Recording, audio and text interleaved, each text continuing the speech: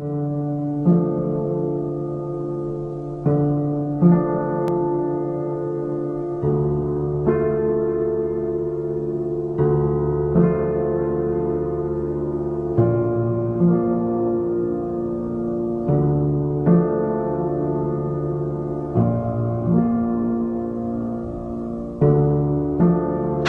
you probably noticed I don't feel about that war the way we were told we were supposed to feel about that war, the way we were ordered and instructed by the United States government to feel about that war. You see, I tell you, my mind doesn't work that way. I got this real moron thing I do. It's called thinking.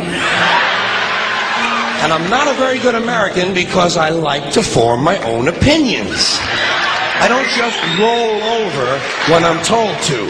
Sad to say, most Americans just roll over on command. Not me.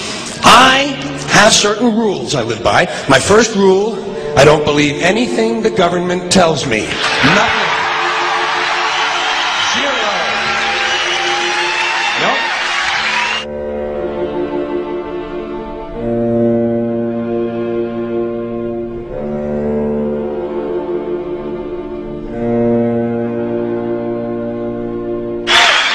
And I don't take very seriously the media or the press in this country, who in the case of the Persian Gulf War were nothing more than unpaid employees of the Department of Defense, and who most of the time function as kind of an unofficial public relations agency for the United States government.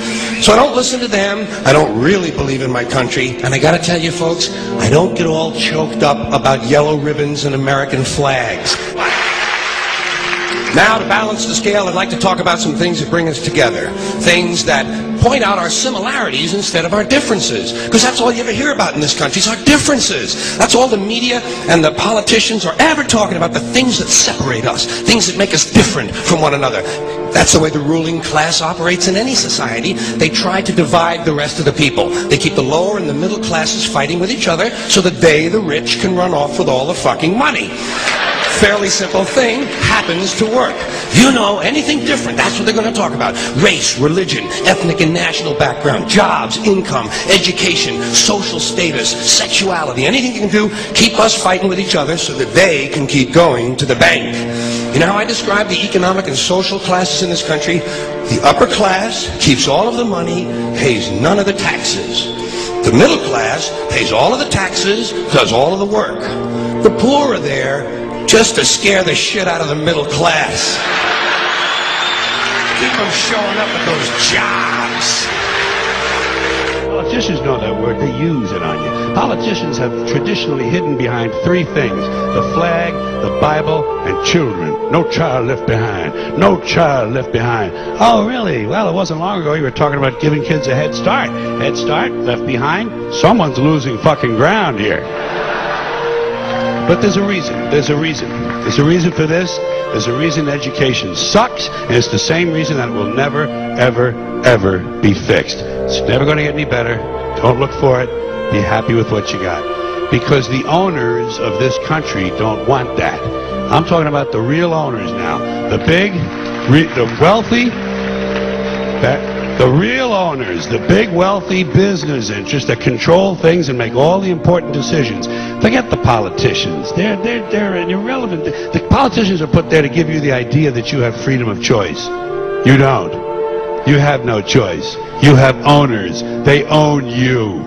They own everything. They own all the important land. They own and control the corporations. They've long since bought and paid for the Senate, the Congress, the state houses, the city halls. They got the judges in their back pockets, and they own all the big media all the big media companies. So they control just about all of the news and information you get to hear. They got you by the balls. They spend billions of dollars every year lobbying to get what they want. Well, we know what they want. They want more for themselves and less for everybody else. But I'll tell you what they don't want. They don't want a population of citizens capable of critical thinking. They don't want well-informed, well-educated people capable of critical thinking. They're not interested in that. That doesn't help them. That's against their interest. That's right. You know something? They don't want people who are smart enough to sit around the kitchen table and figure out how badly they're getting fucked by a system that threw them overboard 30 fucking years ago.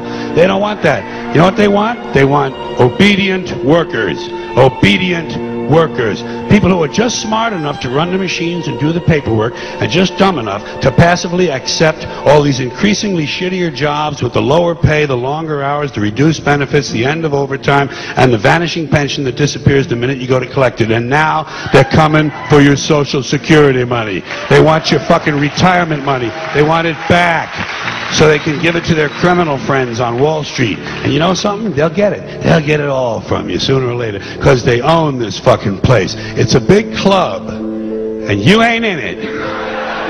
You and I are not in the big club.